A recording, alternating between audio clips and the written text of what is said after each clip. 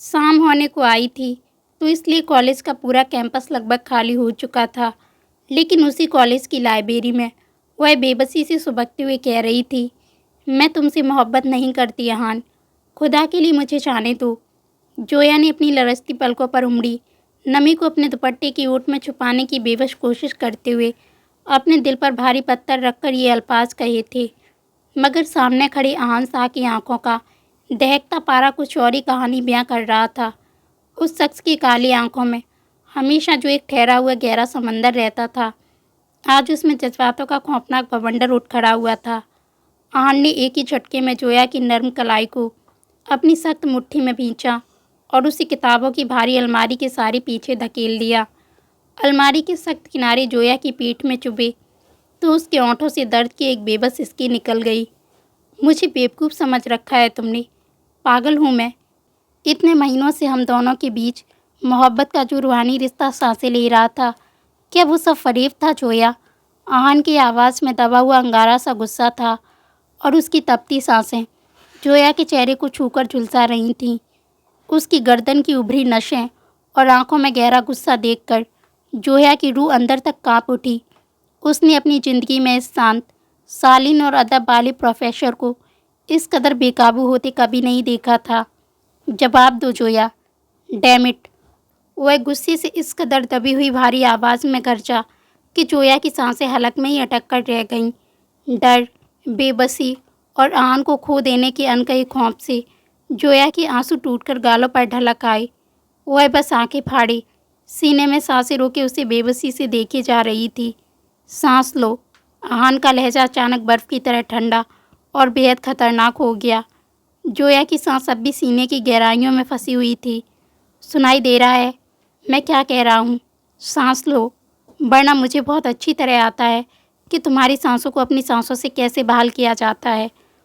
उसकी इस खुली बेबाक चेतावनी और आंखों में तैरती बेपनाह शिद्दत ने जोया के पूरे वजूद में एक सिरहन दौड़ा दी। जोया ने फौरन एक लंबी कांपती हुई सांस खींची। आहान की मजबूत उंगलियां उसकी कलाई पर इस कदर कसी हुई थीं कि वह अपनी मिल्कियत का निशान उसकी हड्डियों में उतार देना चाहता हो। तुम मुझसे प्यार करो या ना करो, मुझे कोई फ़र्क नहीं पड़ता। मेरे लिए सिर्फ इतना ही काफ़ी है कि मेरी रूह पर सिर्फ तुम्हारा नाम लिखा है, इसलिए शादी तो तुम्हारी मुझसे ही होगी, सिर्फ और सिर्फ मुझसे। उसका लहजा इतना सख्त और अटल था कि किसी की कोई भी दलील उसके आगे टिक नहीं सकती थी। उसने आहिस्ता से जोया की कलाई छोड़ी और एक कदम पीछे हट गया। अपने घने बालों में उंगलियां फेरते हुए उसने अपनी बेकाबू होती सांसों को संभाला।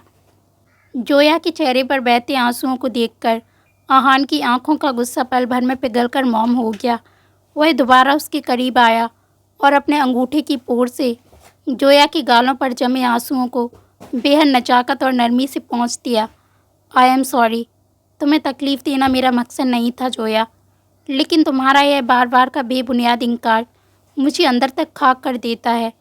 उसकी धीमी मखमली आवाज़ में अब एक गहरी कसक थी।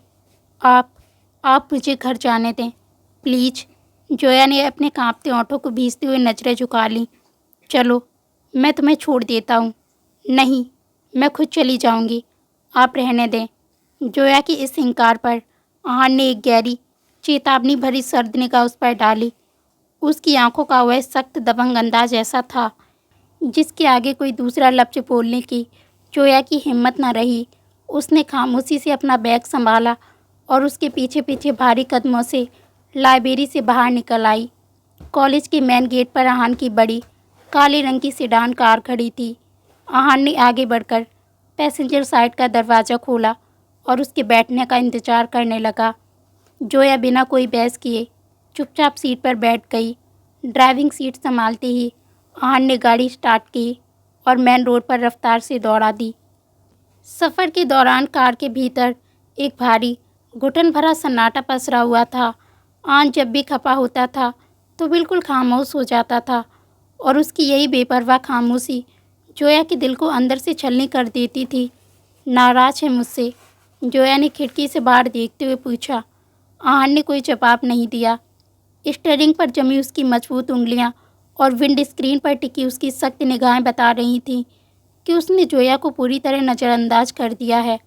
यह पहली बार था जब उसने जोया की मौजूदगी को इस तरह दरनिकार किया था। मेरी नाराज़ होने या ना होने से तुम्हारी सेहत पर कौन सा फ़र्क पड़ता है जोया, इसलिए बेफिक्र रहो, उसने बेहद संजीदा सपाट लहजे में कहा। आहान, आप समझने की कोशिश कीजिए, हमारे ख़ानदान में बाहर रिश्ते नहीं होते, अब्बू कभी नहीं मानेंगे। मैं कैसे समझाऊं आपको? जोया ने झुंझलाहट और दर्द के मिले जुले लहजे में मिन्नत की। तुम्हें कुछ समझाने की ज़रूरत भी नहीं है जोया, क्योंकि अब जो करना है वो मैं खुद करूँगा।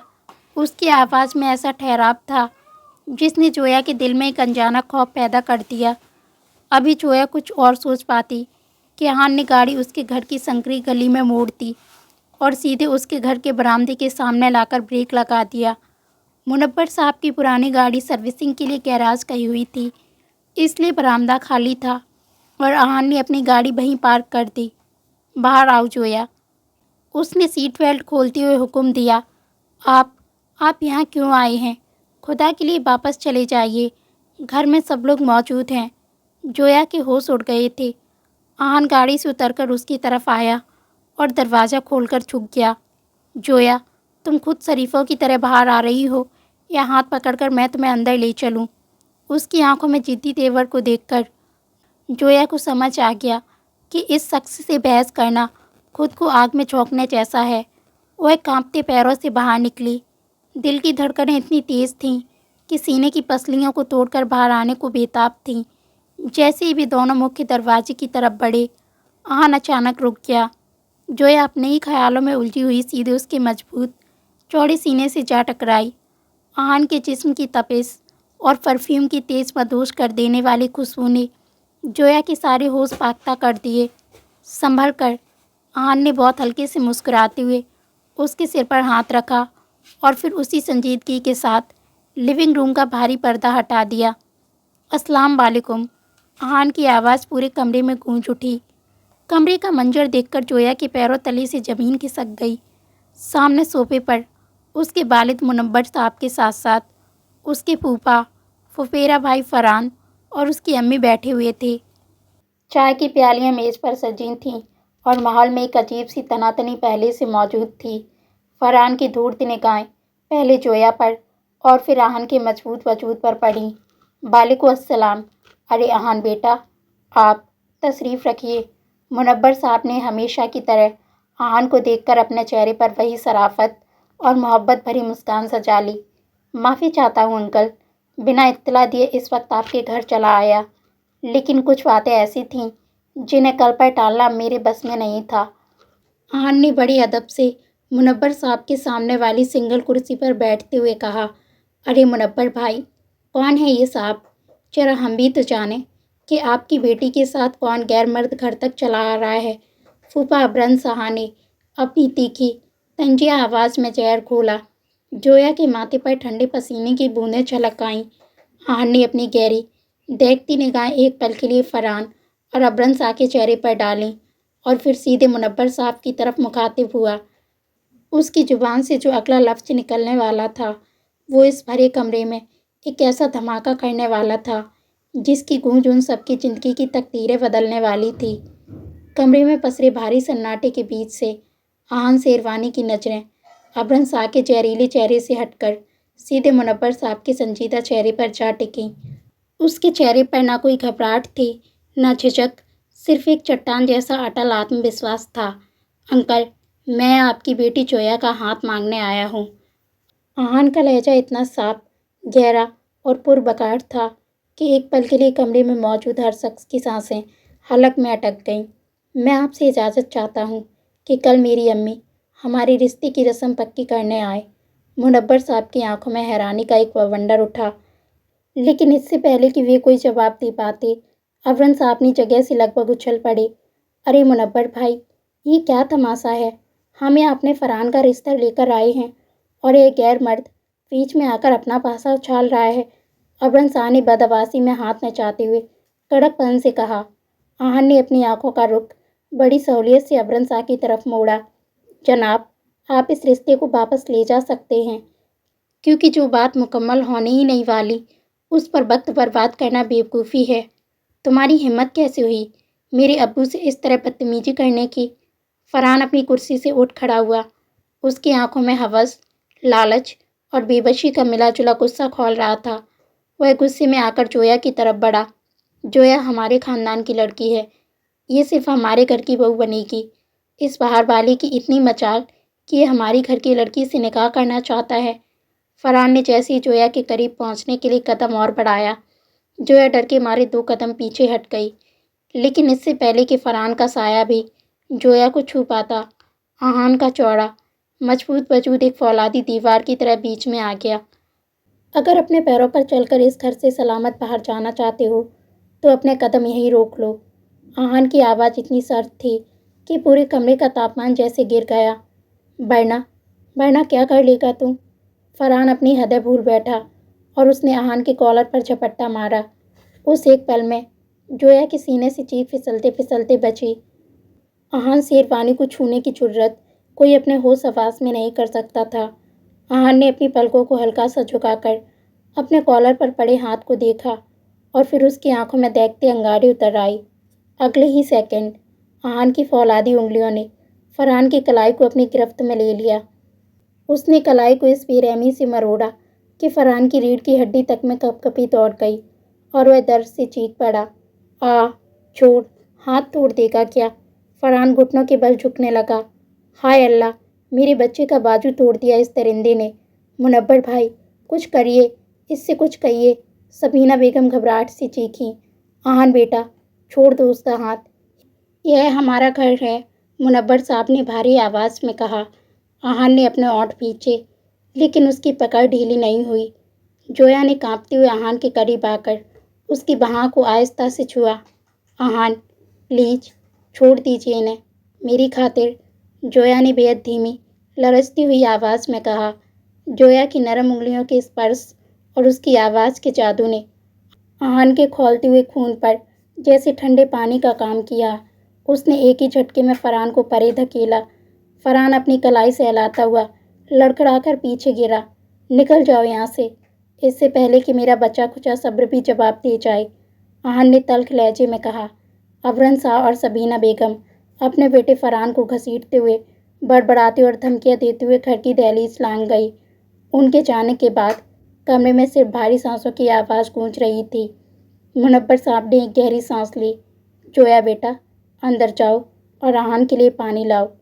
जोया नजरें चुराती हुई अंदर किचन की तरफ भागी। किचन के दरवाजे की ओट में उसकी छोटी बहन सना पहले से खड़ी सब कुछ देख रही थी। सना ने जोया को पकड़कर एक तरफ खींचा और उसकी आंखों में शरारत की चमक तैर गई। ओ पप्पी, इतना डैशिंग और दबंग बंदा आपने कॉलेज में कहाँ छुपा कर रखा था? सना ने फुसफुसाते हुए चुटकी ली। मैं तो कह रही हूँ अबू को बोलें कि आज ही मौलवी साहब को बुला लें और निकाह कर लो। ऐसे सौर रोज रोज नहीं मिलते, किस्मत वालों को ही ऐसा सौर, वो भी कभी कभार ही मिलता है, इसलिए टाइम वेस्ट मत करो। चुप कर पागल, बाहर आग लगी है और तुझे अपनी नौटंकी सूझ रही है। जोया ने थरथराते हाथों से ट्रे में पानी का गिलास रखते हुए उसे डांटा। बाहर लिविंग रूम में मुनव्वर साहब ने आहान को अपने सामने बैठने का इशारा किया। आहान बेटा, तुम एक इज्जतदार और अच्छे ख़ानदान से ताल्लुक़ रखते हो। मैं जानता हूँ कि जोया भी तुम्हें नापसंद नहीं करती, वरना वो तुम्हारे साथ इस तरह खामोशी से घर में दाखिल न होती। लेकिन तुम दोनों के स्टेटस में ज़मीन आसमान का फ़र्क है। अंकल, मैं दौलत का सौदा करने नहीं, एक पाक रिश्ता कायम करने आया हूँ। जोया मेरी ज़िंदगी की वो ख्वाहिश है जिसे मैं खोने का तसव्वुर भी नहीं कर सकता। अगर आपकी रजामंदी हो तो कल ही मैं निकाह करना चाहता हूँ। जोया जैसे ही पानी की ट्रे लेकर लिविंग रूम में दाखिल हुई, आहान की आखिरी बात उसके कानों में पिघली शीशे की तरह उतरी। उसका दिल इतनी ज़ोर से धड़का कि ट्रे उसके हाथ से छूटते छूटते बची। अब्बू, मुझे मुझे ये निकाह अभी नहीं करना। जोया ने अपने भीतर की सारी बची खुची हिम्मत जुटाकर साफ लफ्ज़ों में इनकार कर दिया। मुनव्वर साहब चौंक गई। आहान ने अपनी कुर्सी से उठते हुए जोया की तरफ देखा। उसकी आंखों में वह गहरा देखता हुआ अंगारा फिर से सुलग उठा था, जिसने जोया की जुबान पर ताले जड़ दिए। अंकल, जोया बस अभी थोड़ी नर्वस है, आहान ने अपनी संजीदा भारी आवाज़ में मुनव्वर साहब से कहा, जबकि उसकी निगाहें जोया के कांपते जिस्म का मुआयना कर रही थीं। कल शाम निकाह का वक्त मुकर्रर समझा जाए। मुनव्वर साहब ने आहान के चेहरे के दृढ़ संकल्प को देखा और मुस्कुराते हुए हाँ में सिर हिला दिया। रात का अंधेरा गहरा हो चुका था। जोया अपने कमरे की बालकनी में खड़ी ठंडी हवा के झोंके को अपने चेहरे पर महसूस कर रही थी। उसका दिल बेचैनी के भंवर में फंसा हुआ था।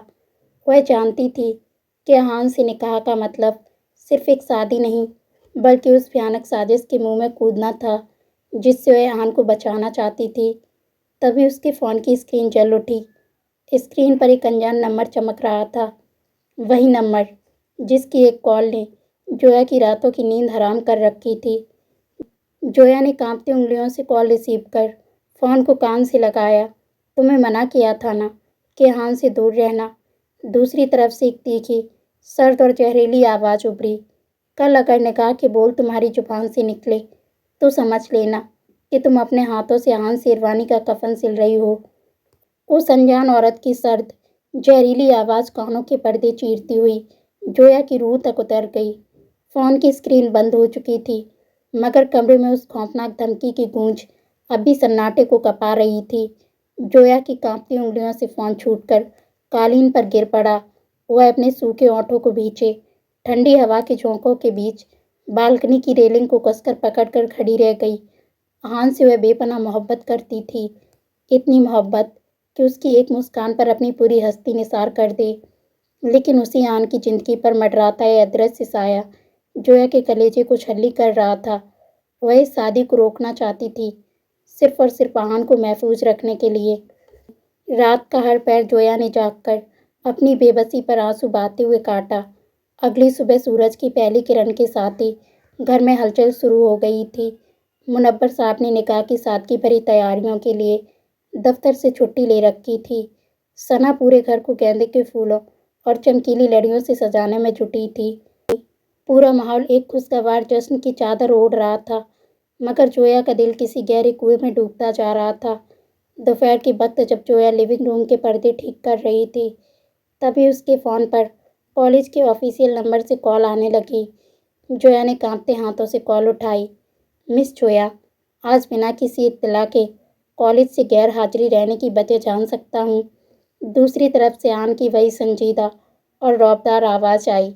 आप जानते हैं वजह, आज मैं नहीं आ सकती। फिर क्यों पूछ रहे हैं? जोया ने अपनी घबराहट को छुपाते हुए कहा। आपने ऑफिस में कोई लीव एप्लीकेशन सबमिट नहीं की है। हर काम के कुछ उसूल होते हैं और उनका पाबंद होना लाजमी है। आन के लहजे में एक सख्त प्रोफेसर का अनुशासन था, मगर उसके पीछे छुपी हल्की सी शरारत की चमक को जोया बखूबी महसूस कर सकती थी। सर, आज मेरा निकाह है, इसलिए नहीं आ सकती, जोया ने हर लफ्ज़ को सख्ती से कहा। दूसरी तरफ आन के होठों पर एक गहरी रूमानी मुस्कान तैर गई। निकाह तो शाम में है, तो अभी आप कॉलेज आ सकती थी मिस जोया। नहीं आ सकती, घर में 1000 काम हैं, वो भी करने होते हैं, और होने वाले मंगेतर को बहुत जल्दी है निकाह की। एक दिन की शॉर्ट नोटिस पर निकाह कर रहे हैं, खड़ूस कहीं के, जोया ने चिढ़कर कहा। मिस जोया, ये बहुत गलत बात है आपकी। आपको अपने होने वाले शॉर्ट के बारे में ऐसे अल्फाज इस्तेमाल नहीं करने चाहिए।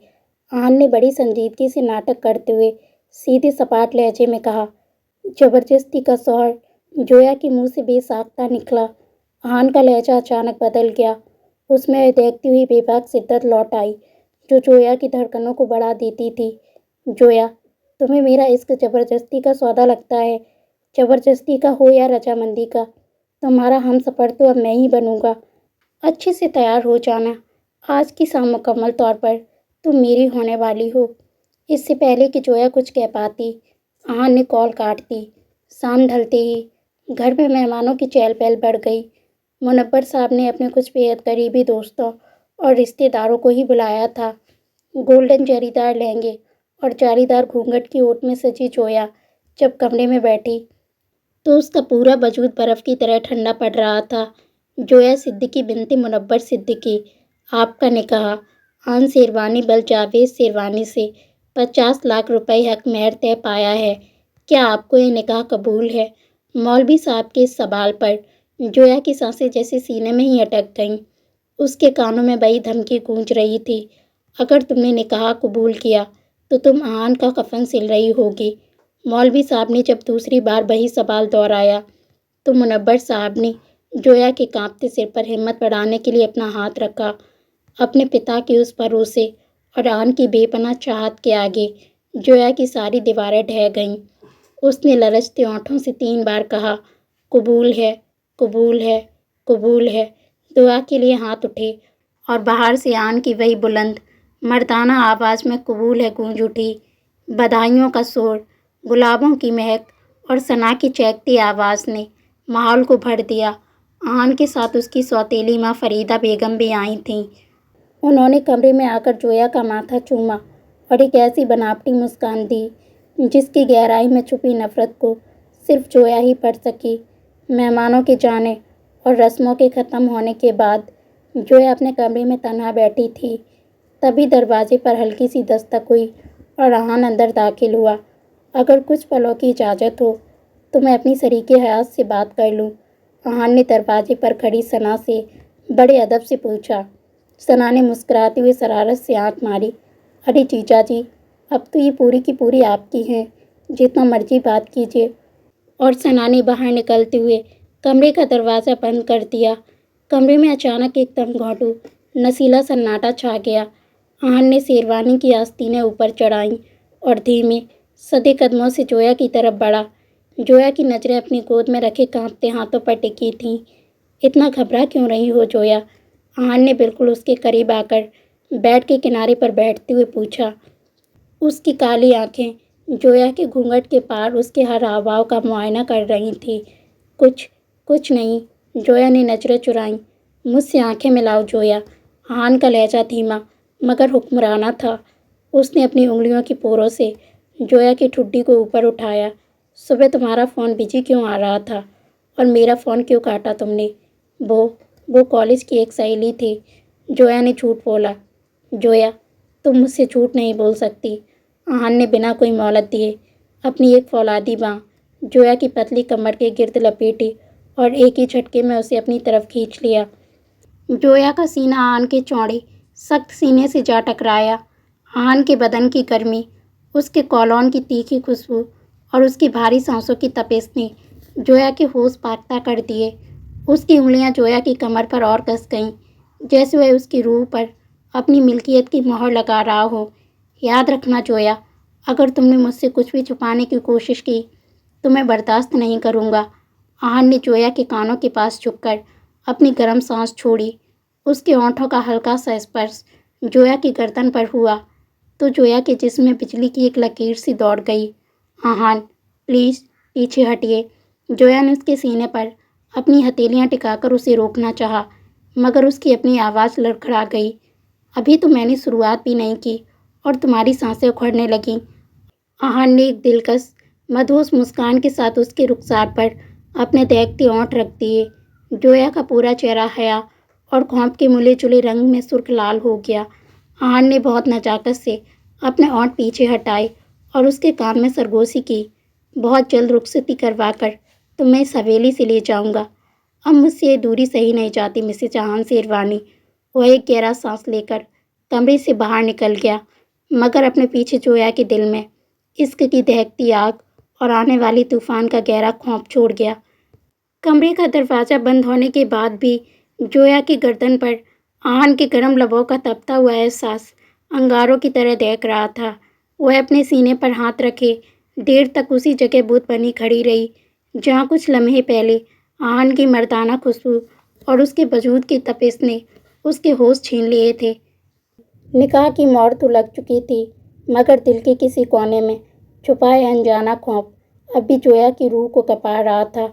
अगले 3 दिन पलक झपकते ही गुजर गए।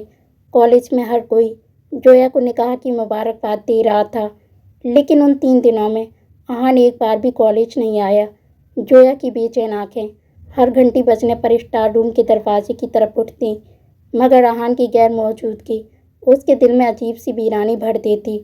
उसने 2-3 बार मैसेज करके खैरियत पूछनी चाहिए, मगर आहान ने कोई जवाब नहीं दिया। यह बेपरवाह खामोशी जोया को अंदर ही अंदर तोड़ रही थी। तीसरे दिन जब जोया शाम को कॉलेज से घर लौटी तो मुनव्वर साहब के चेहरे पर एक अजीब सी संजीदगी और फिक्र की लकीरें खिंची हुई थीं। जोया बेटा, बैठो। मुनव्वर साहब ने हाथ से चश्मा उतारते हुए कहा। आज दोपहर आहान घर आया था। जोया का दिल एक पल के लिए धड़कना भूल गया। आहान यहाँ आए थे अब्बू? उन्होंने मुझसे तो कुछ नहीं कहा। हाँ बेटा, वह बहुत जल्दी में था। उसका कहना है कि आने वाले जुमे को ही सादगी से तुम्हारी रुखसती कर दी जाए। मुनव्वर साहब की आवाज़ में एक बाप की बेबसी और फैसला दोनों घुले हुए थे। जुमे को, यानी सिर्फ 3 दिन बाद। जोया अपनी जगह से खड़ी हो गई। उसका रंग उड़ चुका था। अब्बू, अभी तो निकाह को 4 दिन भी नहीं हुए। इतनी जल्दी रुखसती कैसे हो सकती है? मुझे मुझे थोड़ा वक्त चाहिए अब्बू। मुनव्वर साहब ने आगे बढ़कर जोया के दोनों हाथों को अपनी हथेलियों में थाम लिया। बेटा, जब निकाह हो चुका है तो रुखसती में देरी करने का कोई मतलब नहीं बनता। आन की भी यही ख्वाहिश है और मैं भी चाहता हूँ कि मैं इस फ़र्ज को जल्द से जल्द पूरा कर दूँ। तुम कॉलेज से छुट्टी ले लो और बाकी की तैयारियाँ करो। जोया अपने कमरे में आई और उसने फ़ौरन आहान का नंबर डायल किया। पहली घंटी बजते ही कॉल काट दी गई। जोया ने कांपती उंगलियों से मैसेज टाइप किया। आहान, आप मुझसे बात क्यों नहीं कर रहे? इतनी जल्दी रुखसती की क्या जिद है? क्या आप मुझसे नाराज़ हैं? प्लीज़ बात कीजिए। मैसेज फ़ौरन सीन हुआ और कुछ ही पलों में स्क्रीन पर आहान का छोटा मगर दो टूक जवाब चमका। जुमे को ही रुखसती होगी और अब जो बात होगी वो शेरवानी मैंसन में तुम्हारे साथ होगी। सब्र रखो मिसेज आहान शेरवानी। वह सख्त चित्ती अंदाज पढ़कर जोया की आंखों से आंसू छलक आई। देखते ही देखते जुमे का दिन भी आ गया। मुनव्वर साहब ने अपनी नम आंखों से कुरान की छाँव में जोया का हाथ आहान के हाथों में थमा दिया। आज अपनी रुखसती के वक्त जोया को अपनी माँ नसीफ़ा बेगम की बहुत याद आई। जब जोया 8 साल की थी तब उसकी माँ की मौत हो गई थी, लेकिन मुनव्वर साहब ने अपनी दोनों बेटियों जोया और सना को कभी भी उनकी माँ की कमी महसूस नहीं होने दी। रुखसती के वक्त सना भी फूट फूट कर रो रही थी, मगर आहान ने पूरे वक्त जोया की ठंडी लरजती हथेली को अपनी फौलादी पकड़ में थामे रखा। गाड़ी जब शहर के सबसे पॉश इलाके में स्थित शेरवानी मैंसन की आलीशान दहलीज पर रुकी तो जोया को ऐसे लगा जैसे वह किसी सुनहरी जेल में दाखिल हो रही है। घर की भारी रस्मों और औरतों की मुबारकबादियों के शोर के बाद रात के करीब 11 बजे जोया को आहान के मास्टर बेडरूम में पहुंचा दिया गया। कमरा लाल गुलाबों की महक और मोमबत्तियों की मध्यम रोशनी से महक रहा था। बीचों बीच सजा हुआ भारी मऊगनी का बेड किसी नए इम्तिहान की तरह जोया के सामने था। जोया घूंघट गिराई दुल्हन के भारी लाल जोड़े में बेड के किनारे बैठी अपनी हथेलियां मसल रही थी। उसका पूरा बदन थरथर कांप रहा था। तभी कमरे के भारी नक्काशीदार दरवाजे का हैंडल घूमा। जोया ने अपनी सांसें रोक लीं। उसे लगा कि आहान अंदर आ रहा है, मगर हाई हील्स की तेज़ और खनकती आवाज़ ने उसके होश उड़ा दिए। घूंघट के पतले कपड़े के पार से जोया ने देखा कि सामने आहान नहीं बल्कि उसकी सौतेली माँ फरीदा बेगम खड़ी थीं। उनके चेहरे पर नफ़रत और जहर की एक ऐसी मुस्कुराहट थी जिसने जोया के हलक को सुखा दिया। तो आखिरकार तुम आ ही गई इस घर में। फरीदा बेगम की फुसफुसाहट में एक भयानक जहर खुला हुआ था। जोया ने घबराकर अपना घूंघट पीछे किया और खड़ी हो गई। आंटी, आप? आहान कहाँ है? आहान का इंतज़ार कर रही हो? फरीदा बेगम ने आगे बढ़कर जोया के चेहरे को अपनी ठंडी नुकीली उंगलियों से छुआ। मैंने तुम्हें निकाह से पहले मना किया था ना लड़की। अपनी दौलत की भूख मिटाने के लिए तुम मेरी बेटी की जान लेने चली आई हो। अब कैसी बातें कर रही हैं आंटी? खुदा के लिए साफ साफ बताइए कि माजरा क्या है। जोया के सब्र का बांध टूट गया। उसकी आंखों से बेबसी के आंसू बह निकले। फरीदा बेगम ने अपनी शॉल के नीचे से एक मेडिकल फाइल निकाली और जोया के सीने पर दे मारी। फाइल के पन्ने फर्श पर बिखर गए। यह पढ़ो, यह आहान की मेडिकल रिपोर्ट्स है। फरीदा बेगम की आवाज़ धीमी मगर बेहद खौफनाक थी। आहान के हार्मोन्स और दिमाग की नसों में एक ऐसा जानलेवा नुक्स है कि अगर उसने किसी औरत के साथ शारीरिक संबंध बनाए तो दिल का दौरा पड़ने से उसी पल उसकी मौत हो जाएगी। वह एक पल में ही दम तोड़ देगा। जोया के पैरों तले जमीन खिसक गई।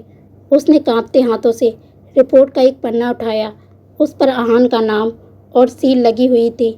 मैं उसकी माँ हूँ। मैं अपने जिगर के टुकड़े को तुम्हारी हवस की सूली पर चढ़ते नहीं देख सकती। फरीदा बेगम ने जोया के आंसू बहते चेहरे पर अपनी नज़रों का जहर उड़ेलते हुए कहा, अब फैसला तुम्हारे हाथ में है जोया। तुम्हें अपनी सौगात की खुशियाँ चाहिए या हान की ज़िंदगी? नहीं, या अल्लाह, ऐसा नहीं हो सकता। जोया ने दोनों हाथों से अपना सिर पकड़ लिया। दिमाग की नसें फटने को हो रही थीं। इससे पहले कि जोया कुछ समझ पाती, फरीदा बेगम ने अपनी हथेली पर रखा एक बारीक भूरा पाउडर जोया के चेहरे की तरफ करके फूंक दिया। वह नशीला पाउडर जोया की आंखों और नाक में समा गया। जोया का सिर चकराने लगा। कमरे की दीवारें घूमने लगीं। फरीदा बेगम ने उसके कान के पास झुककर आखिरी जहरीले अल्फाज कहे, अगर आज तुमने आन को खुद को छूने दिया तो सुबह उसकी लाश पर मातम मनाना। और वे चुपचाप परछाई की तरह कमरे से बाहर निकल गईं। जोया लड़खड़ाती हुई कालीन पर गिरने ही वाली थी कि तभी दरवाज़ा खुला। आहान अंदर दाखिल हुआ। उसने जैसे ही जोया को बेसुध होकर फर्श की तरफ गिरते देखा, वह फुर्ती से जोया की तरफ लपका और जोया को सीधे अपनी मजबूत पाँव में थाम लिया। जोया की आंखों के आगे घना अंधेरा छा रहा था, मगर उस अंधेरे में भी उसने आहान के चेहरे की घबराहट और उसकी आंखों में तैरता बेपनाह इश्क साफ महसूस किया। आहान की फौलादी बाहों का सहारा पाकर भी जोया की पलकों पर घना अंधेरा छाया हुआ था। जैसे ही आहान के तपते लबों ने उसके रुखसार को छुआ, जोया के दिमाग में फरीदा बेगम के वे खौफनाक शब्द किसी हथौड़ी की तरह गूंज उठे, अगर तुमने आहान को खुद को छूने दिया तो सुबह उसकी लाश पर मातम मनाना। उस एक ख्याल ने जोया के बदन में करंट सा दौड़ा दिया। उसने पूरी ताकत लगाकर आहान के मजबूत सीने पर दोनों हाथ टिकाए और उसे बेदर्दी से पीछे धकेल दिया। पीछे हटिए, जोया की कांपती हुई आवाज़ सन्नाटे में गूंज उठी। उसकी सांसें बेतरतीब थीं और आंखों में बेपनाह खौफ साफ तैर रहा था। आहान, जो इस अनपेक्षित धक्के से 2 कदम पीछे हट गया था, एकटक पथराई हुई नज़रों से जोया को देखने लगा। उसकी आंखों में प्यार की जगह गहरी हैरानी और बेचैनी ने ले ली। जोया, क्या हुआ है तुम्हें? जब मैं अंदर आया तो तुम फर्श पर गिर रही थीं, तुम्हारी सांसें थमी हुई थीं और अब यह बर्ताव। आहान का लहजा संजीदा और बेहद फिक्रमंद था। वह दोबारा जोया का हाथ थामने आगे बढ़ा। तबीयत ठीक है ना क्या? मुझे बताओ, किस बात ने तुम्हें इतना डरा रखा है? मैं ठीक हूँ, बस मुझे कुछ नहीं हुआ। जोया ने अपने कांपते हाथों को लहंगे की सिलवटों में छुपाते हुए नजरें झुका लीं। वह चाहकर भी आहान को सच नहीं बता सकती थी। दरवाजे के सामने खड़ी औरत उसकी अपनी माँ थी और जोया के पास उस जहरीले सच का कोई ठोस सबूत नहीं था, सिवाय उन कागजों के जो फरीदा बेगम अपने साथ वापस ले जा चुकी थी। आहान ने एक गहरी सांस ली और अपना माथा मसलते हुए ड्रेसिंग रूम की तरफ बढ़ गया। तुम बैठो, मैं फ्रेश होकर आता हूँ। उसके जाते ही जोया ने दोनों हाथों से अपना सर थाम लिया। उसके दिमाग की नसें फटने को हो रही थीं। कुछ ही देर में आहान हल्के कुर्ते पजामे में बाहर आया। उसके हाथ में दूध का एक गर्म ग्लास था। उसने दूध की ट्रे साइड टेबल पर रखी और जोया के बिल्कुल करीब आकर बैठ गया। यह लो, थोड़ा सा पी लो, तुम्हें कमजोरी लग रही है। आहान का लहजा इतना मखमली और प्यार भरा था कि जोया के सीने में दर्द की एक कसक उठ खड़ी हुई। जोया ने ग्लास थामकर एक तरफ रख दिया। आहान ने बिना कोई पल गवाए अपनी एक मजबूत बाँह जोया की कमर के इर्द गिर्द लपेटी और उसे एक ही झटके में अपनी गोद में खींच लिया। आहान, प्लीज़। जोया का दिल हलक में आ गया। आज की रात कोई प्लीज नहीं। आहान की गहरी मदहोश आंखें जोया के कांपते होंठों पर टिकी थीं। उसकी उंगलियों की तपिश जोया की कमर की त्वचा को झुलसा रही थी। आहान ने अपना चेहरा झुकाया और अपने दहकते हुए लब जोया की सुराहीदार गर्दन के नाजुक मोड़ पर रख दिए। उस एक गर्म जुनूनी स्पर्श से जोया का पूरा वजूद कांप उठा। आहान की गिरफ्त और कसने लगी। उसकी सांसों की महक जोया के होश पाकता कर रही थी। लेकिन जैसे ही आहान के हाथ जोया की ब्लाउज की डोरियों की तरफ बढ़े, जोया के अंदर का डर चीख पड़ा। नहीं, अगर यह आगे बढ़ा तो इसकी जान चली जाएगी। उसके दिमाग में यह खौफ छा गया। जोया ने अपनी पूरी जान लगाकर आहान को खुद से अलग किया और बेड से उठकर दूर जा खड़ी हुई। आहान, मुझे कुछ दिन की मोहलत दीजिए प्लीज़। आज रात में ये सब नहीं कर सकती, जोया ने थरथराते हुए कहा। कमरे का तापमान एक पल में शून्य पर गिर गया। आहान के चेहरे से रुमानी रंग उड़ चुका था। उसकी जगह एक कड़वी सर तल्ख ने ले ली। मोहलत? किस बात की मोहलत जोया? आहान धीरे धीरे बिस्तर से उठा। उसकी आंखों में अब देखते अंगारे सुलग रहे थे। शादी की पहली रात एक बीवी अपने शौहर से किस बात की मोहलत मांगती है? क्या तुम्हें मुझसे कोई लगाव नहीं था, या तुम्हारी यह नफरत किसी और मकसद की शुरुआत है? आप गलत समझ रहे हैं आहान, मैं बस थोड़ा वक्त चाहती हूँ। जोया ने रोते हुए हाथ जोड़े। गलत मैं नहीं, मेरी आंखें थीं जो तुम्हारे इस मासूम चेहरे के पीछे फरेब नहीं देख पाईं। आहान का लहजा अचानक इतना तीखा हो गया कि जोया का कलेजा कांप उठा।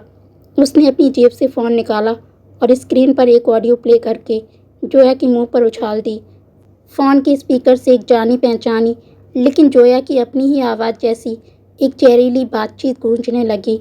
मैं तो बस इस आन शेरवानी को दुनिया के सामने नीचे दिखाना चाहती हूँ। पहली रात किसी भी बहाने से इसे करीब नहीं आने दूंगी और सुबह होते ही इस पर नामर्दी का ठप्पा लगाकर 50 लाख हक मेहर वसूल करूंगी। जोया की आंखें फटी की फटी रह गईं। यह झूठ है आन, यह मेरी आवाज़ नहीं है। खुदा की कसम, किसी ने मेरी आवाज़ बनाकर यह साजिश रची है। बकवास बंद करो अपनी।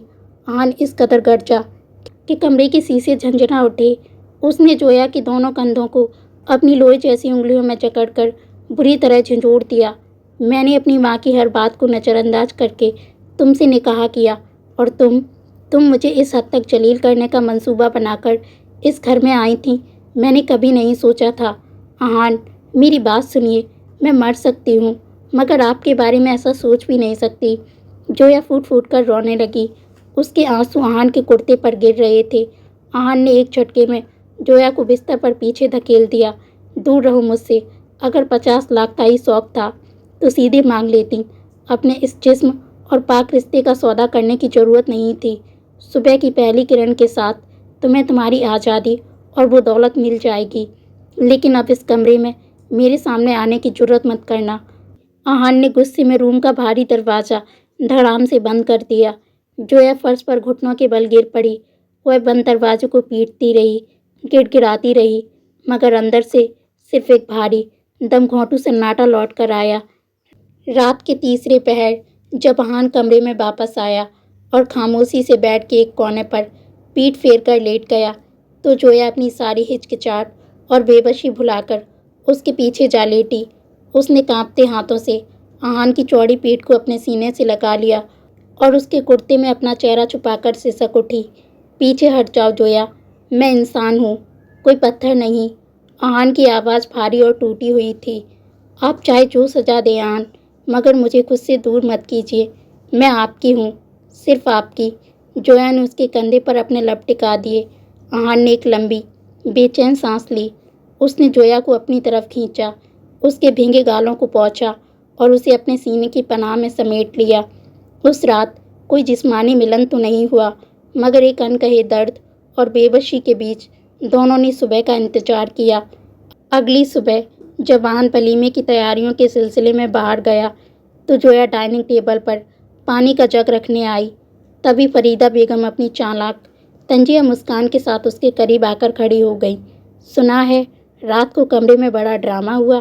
फरीदा बेगम ने फुसफुसाते हुए जहर उगला। कहा था ना, इस घर में तुम्हारी औकात 2 कौड़ी की भी नहीं रहने दूंगी। जोया का सब्र अब जवाब दे चुका था। उसने सीधे फरीदा बेगम की आंखों में आंखें डाली।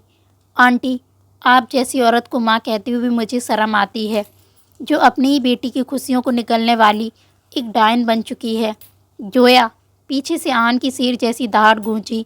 जोया ने बदहवास होकर पीछे मुड़कर देखा। आहान दहलीज पर खड़ा था और उसकी काली आंखों में बेपनाह आग और नफरत खौल रही थी। जोया, आहान की वो दाढ़ इतनी खौफनाक थी कि जोया बुरी तरह कांप उठी। उसके जबड़े इस कदर भिंचे हुए थे कि गालों की नसें साफ उभर आई थीं। फरीदा बेगम ने जैसे ही आहान को देखा, उनका रंग पल भर में बदला और उन्होंने अपनी आंखों में झूठे आंसुओं का दरिया बहा लिया। आहान बेटा, कुछ मत कहना इसे, नई नवेली दुल्हन है, अभी बच्ची है, हाथ मत उठाना इस पर। फरीदा बेगम ने सिसकते हुए अपने दुपट्टे से अपना चेहरा छुपा लिया, मगर उनके लहजे की चालाकी यह चीख चीख कर कह रही थी कि आहान जोया पर हाथ उठाई। जोया ने सहमकर अपनी आंखें मींच लीं। उसे लगा कि अगले ही पल आहान का फौलादी हाथ उसके चेहरे पर एक जोरदार तमाचा बनकर बरसेगा। उसने खुद को उस जलालत और दर्द के लिए तैयार कर लिया था। जोया, तुम्हारी यह हिम्मत! आहान गरजता हुआ सीधे जोया की तरफ बढ़ा। जोया डर के मारे लड़खड़ाकर 2 कदम पीछे हट गई। आहान, मेरी बात सुनिए, आप जैसा समझ रहे हैं। Just keep quiet. आहान ने अपनी उंगली उठाकर उसे डांटते हुए बीच में ही रोक दिया। आज मुझे बेहद अफसोस हो रहा है कि मैंने अपने ख़ानदान और दुनिया की परवाह किए बिना तुमसे निकाह किया, एक मामूली लड़की से। मम्मा बिल्कुल सही कहती थी, तुम जैसी लड़कियां अपना असली रंग दिखाई देती हैं। उसके एक एक लफ्ज़ जोया के सीने में खंजर की तरह उतर रहे थे। इससे तो बेहतर था कि तुम सुबह होती ही मुझ पर वो घटिया इल्ज़ाम लगाकर 50 लाख लेकर चली जाती। लेकिन मेरी माँ के बारे में इस तरह की जहरीली बकवास करने की जुर्रत तुमने कैसे की? आहान की आंखें लाल अंगारे जैसी देख रही थीं। और जो औरत मेरी माँ की इज्जत नहीं कर सकती, उसकी इस घर में और मेरी ज़िंदगी में कोई जगह नहीं है। गेट आउट, निकलो इस घर से। आहान, जोया के हलक से एक बेबस चीख निकली। I said out. आहान इस कदर भारी आवाज़ में चिल्लाया कि जोया की रूह तक कांप उठी। जोया अपने बहते आंसुओं को पोंछते हुए बदहवाशी में कमरे की तरफ भागी। उसका दिल अंदर से चकनाचूर हो चुका था। उसने वार्डरोब से अपना ट्रैवल बैग निकाला और पागलों की तरह अपने कपड़े उसमें ठूंसने लगी। उसके हाथ पूरी तरह कांप रहे थे। उसे अब इस आलीशान जेल जैसे घर में एक पल भी नहीं रुकना था। उसे इस बात का सबसे बड़ा सदमा था कि जिस आन को अपनी दुनिया समझ बैठी थी, वह इतना अंधा निकला कि अपनी उस सौतेली माँ के मक्कार चेहरे को पहचान तक न सका।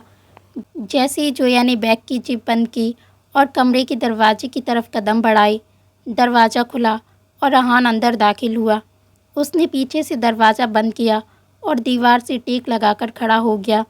उसके चेहरे का वो खौफनाक गुस्सा अब गायब था। उसकी जगह एक अजीब सी वीरानी, गहरी संजीदगी और ठहरे हुए दर्द ने ले ली थी। मम्मा से माफ़ी मांग लो जोया, वो माफ़ कर देंगी।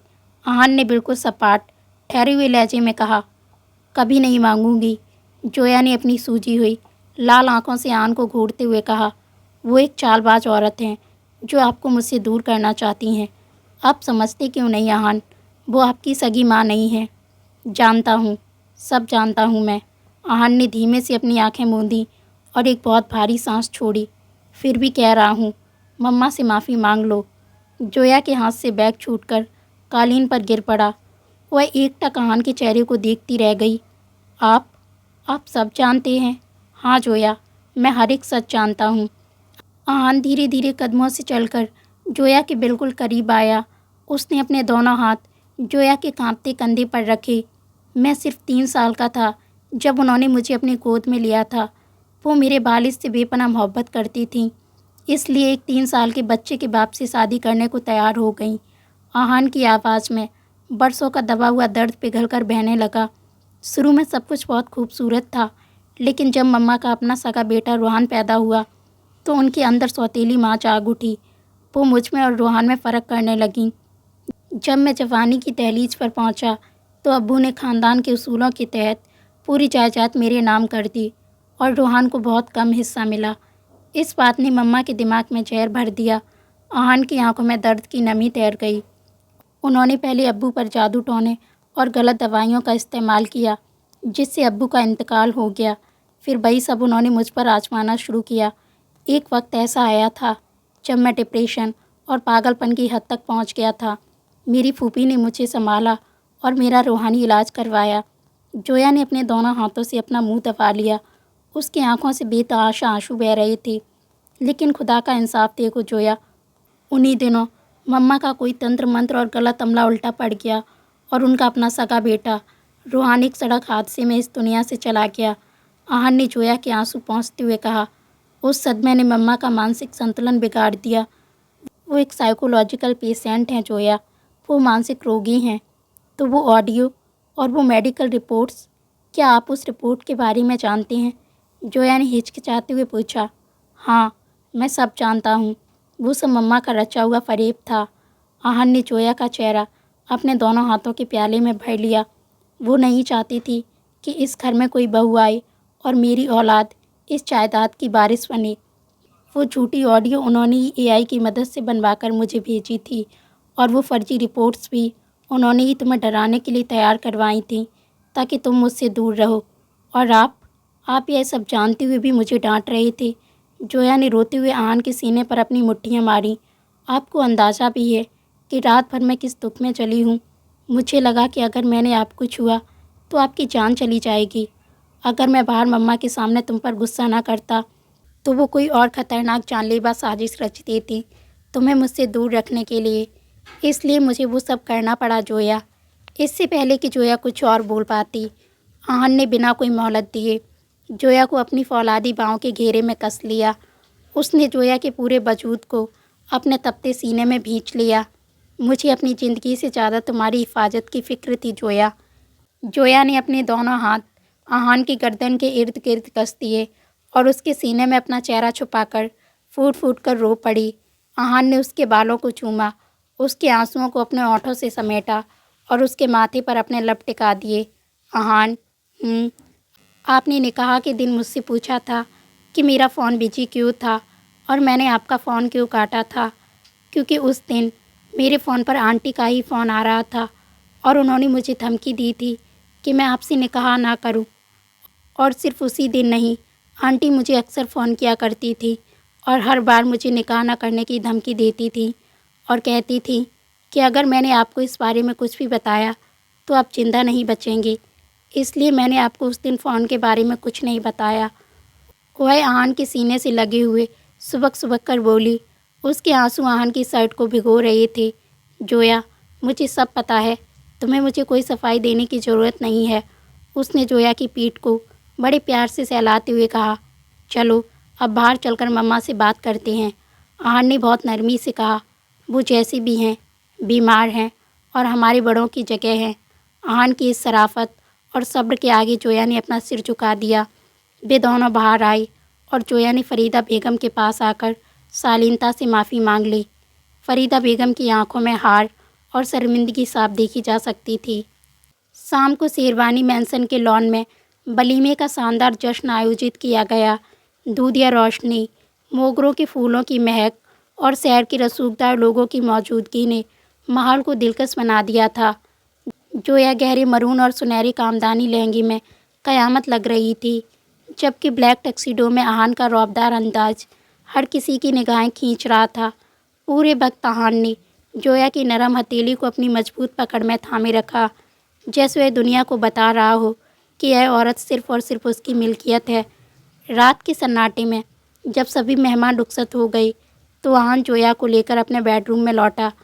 कमरे का दरवाज़ा लॉक होते ही दोनों के बीच की सारी गलतफहमियाँ, साजिशें और खौफ हवा में काफूर हो चुके थे। अब सिर्फ वे दोनों थे और रात का वो रूमानी इम्तिहान जो अपनी मुकम्मल मंजिल की तरफ बढ़ रहा था। कमरे का भारी महोगनी का दरवाज़ा लॉक होते ही अंदर पसरी चंदन और मोगरे की मधुस महक ने पूरे माहौल को अपने आगोश में ले लिया। आहान ने पलटकर दरवाजे की कुंडी पर हाथ रखा और एक गहरी रात भरी सांस ली। पिछले कई दिनों से दिलों पर छाई गलतफहमियों की धूल, वो साजिशें, खौफ और अनकहा दर्द अब पूरी तरह से मिट चुके थे। कमरे के बीचों बीच सजे हुए मखमली बिस्तर पर जोया अपने गहरे मरून लहंगे की सिलबटों को समेटे बैठी थी। उसकी झुकी हुई पलकें और गालों पर तैरती गुलाबी लाली ये साफ बता रही थी कि आज की रात वह अपने शौहर के लिए सिर्फ एक शरीके हयात नहीं, बल्कि पूरी रूह और वजूद से समर्पित होने को तैयार थी। जोया, तुमने कपड़े क्यों नहीं बदले? थकान और हल्के बुखार से तुम्हारा जिस्म तप रहा है। आहान ने उसके करीब आकर बेहद फिक्रमंदी से कहा।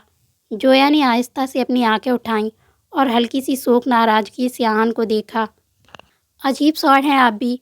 एक तो मैं आपके लिए इतना सज संवर कर बैठी हूँ और आप तारीफ़ के दो मीठे बोल बोलने की बजाय मेरी तबीयत की फ़िक्र कर रहे हैं। आहान के लबों पर एक दिलकश मधुस मुस्कान खिल उठी। अच्छा, तो मोहतरमा को शिकायत है कि तारीफ़ नहीं हुई। उसने बिना कोई फासला छोड़े अपनी कौनी बिस्तर पर टिकाई और जोया के झुके हुए चेहरे के बिल्कुल करीब आ गया। उसकी काली आंखों का गहरा बेबाक खुमार जोया के दिल की धड़कनों को बेकाबू करने लगा। प्लीज़ आहान, ऐसे मत देखिए। जोया ने लजाकर अपनी दोनों हथेलियां आहान की आंखों के आगे रख दीं। आहान ने धीमे से हंसते हुए जोया की नर्म कलाई को थामा और उसे एक ही झटके में अपनी तरफ खींच लिया। संतुलन बिगड़ने से जोया सीधे आहान के चौड़े फौलादी सीने पर जा गिरी। दोनों के जिस्मों का यह पहला बेरोक टोक टकराव ऐसा था कि हवा में भी चिंगारियां सुलग उठीं। आहान के सीने की तेज़ धड़कनें जोया की पसलियों से टकरा रही थीं। मेरी आंखें बंद करके तुम खुद को मेरी चाहत से नहीं छुपा सकती जोया। आहान ने उसकी हथेली को चूमा और उसके चेहरे को अपने दोनों हाथों के प्याले में भर लिया। तुम इस कायनात की सबसे खूबसूरत औरत हो और सबसे बड़ी बात, तुम सिर्फ और सिर्फ मेरी हो। और मेरी मुंह दिखाई, जोया ने उसकी आंखों में आंखें डालकर शरारत से पूछा। मुंह दिखाई का तोहफा तो सौगात के बाद दिया जाता है जानम, और हमारी सौगात तो अभी शुरू भी नहीं हुई। आहान ने अपनी भारी मर्दाना लहजे में ऐसी बेबाकी से कहा कि जोया का पूरा चेहरा हया के मारे सुर्ख लाल हो गया। जोया ने अपनी उंगली उसके होंठों पर रखनी चाहिए, मगर आहान ने उसकी उंगली को अपने लबों में दबा लिया। अगले ही पल आहान ने सारे पर्दे, सारे फासले और सारी हिचकिचाहटें मिटाते हुए जोया के कांपते रसीले होंठों को अपनी मुकम्मल गिरफ्त में ले लिया। उसका यह पहला स्पर्श नपे तुले सब्र का नहीं, बल्कि बरसों की प्यास और बेपनाह मोहब्बत की बेबाक शिद्दत का था। जोया की सांसें आहान की सांसों में घुलने लगीं। आहान के एक फौलादी हाथ ने जोया की पतली कमर को अपनी तरफ कसा, जबकि दूसरे हाथ की उंगलियों ने उसके ब्लाउज की पिछली डोरियों को एक एक कर आहिस्ता से खोल दिया।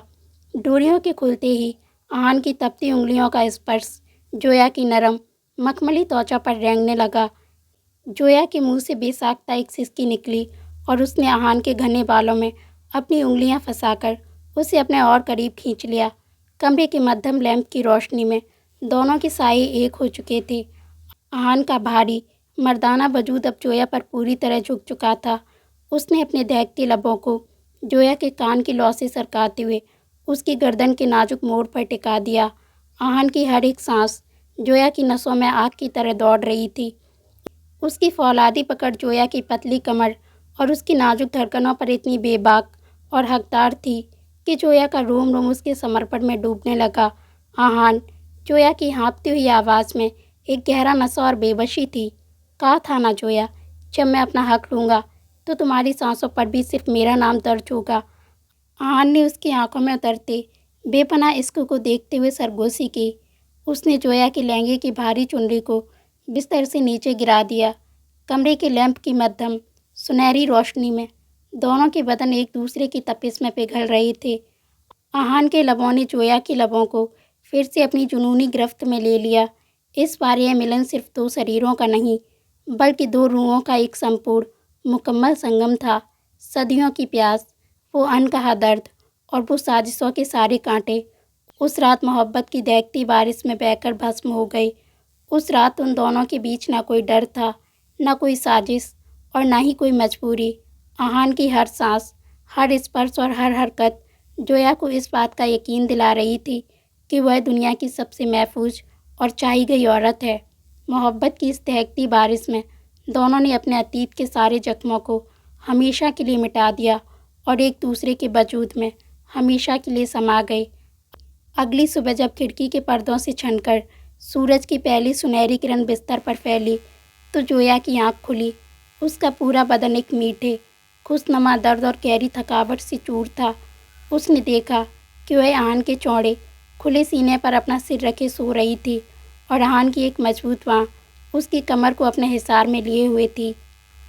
आहान की आंखें पहले से खुली थीं और वह एकटक अपने चेहरे पर फैली गहरी मधुस मुस्कान के साथ जोया को ही निहार रहा था। जोया ने जैसे ही खुद की हालत और आहान की उन बेबाक नज़रों को महसूस किया, शर्म और हया के मारे उसका पूरा चेहरा सुर्खनार हो गया। उसने झट से चादर को अपने सीने तक खींचते हुए अपना चेहरा आहान के सीने में छुपा लिया। सुबह सुबह यह हया कैसी मिसेज आहान शेरबानी, रात तो तुम्हारी आंखें कुछ और ही दास्तान बयां कर रही थीं। आहान ने अपनी भारी नींद से भरी आवाज़ में शरारत से चुटकी ली। आहान प्लीज़ चुप रहिए। जोया ने उसके सीने पर हल्की सी चपत लगाई। आप बहुत बेशर्म हो गए हैं। अपनी बीवी के मामले में शराफत दिखाना गुनाह है जानम। आहान ने धीमे से हंसते हुए उसके माथे को चूमा और अपनी उंगलियों से उसकी बिखरी जुल्फ़ों को संवारा। और कल रात जो तुमने अपनी सारी मजबूरियों को भुलाकर मुझे खुद में समेटा, उस यकीन के लिए शुक्रिया जोया। जोया ने नज़रें उठाकर आहान की आंखों में देखा, जहाँ अब न कोई शक था, न कोई दूरी, सिर्फ अथाह प्यार का समंदर ठहरा हुआ था। उसने आहान के गाल पर अपने लब टिका दिए। शुक्रिया तो मुझे कहना चाहिए, जो आपने हर मोड़ पर मेरा हाथ थामे रखा। कुछ महीनों बाद हवेली के हरे भरे लॉन में शाम की ठंडी हवाएं चल रही थीं। फरीदा बेगम को शहर के एक बेहतरीन मानसिक स्वास्थ्य केंद्र मुकम्मल में इलाज के लिए भेज दिया गया था, जहां उनकी हालत में काफ़ी सुधार आ रहा था। हवेली से साजिशों का जहर पूरी तरह ख़त्म हो चुका था और मुनव्वर साहब व सना अक्सर वहां आया जाया करते थे। जोया लॉन की बेंच पर बैठी चाय की चुस्कियां ले रही थी। तभी पीछे से आकर आहान ने उसके कंधों पर एक गर्म शॉल डाल दी और खुद उसके बराबर में बैठ गया। डॉक्टर से मिलकर आया हूँ, रिपोर्ट्स बिल्कुल परफेक्ट हैं। आहान ने जोया के पेट पर आहिस्ता से अपना हाथ रखते हुए कहा। उसकी आवाज़ में एक आने वाले नए जीवन का गर्व और बेपनाह खुशी गूंज रही थी। जोया ने मुस्कुराते हुए अपना सिर आहान के मजबूत कंधे पर टिका दिया। जिस मोहब्बत ने इतनी आजमाइशें, इनकार, साजिशें और दर्द झेला था, आज वह अपने सबसे खूबसूरत और मुकम्मल मुकाम पर पहुंच चुकी थी। ढलते सूरज की लालिमा में दोनों एक दूसरे का हाथ थामे अपनी एक नई, महफूज और खुशहाल जिंदगी की ओर देख रहे थे। लबों पर इनकार का पहरा, मगर आंखों में इकरार की नमी थी। वो खुद से लड़ रही थी और सामने उसके आहान की जमी थी, साजिशों के हर खौफनाक जहर को जिसने हंसकर अपनी रूह पर सहा। मोहब्बत की हर रुसवाई में भी जो सिर्फ उसका बनकर रहा। वो तलखियाँ, वो दूरियाँ, वो दर्द के सारे इम्तिहान ढल गए। एक दूसरे की पनाह में आते ही सारे साये पिघल गए। अब न कोई फरेब बचा, न बाकी कोई अनकहा सा डर है। उसकी धड़कती सांसों में सिमटा अब जोया का मुकम्मल घर है। तो दोस्तों, ये थी आहान और जोया की कहानी, मोहब्बत की आग। आपको ये कहानी कैसी लगी? अगर कहानी अच्छी लगी हो तो प्लीज़ आप हमारी वीडियो को लाइक करें, और अगर आपको ऐसी रोमांटिक और ब्यूटीफुल सी कहानियाँ सुनना अच्छा लगता है तो आप हमारे चैनल को सब्सक्राइब ज़रूर करें। Thank you.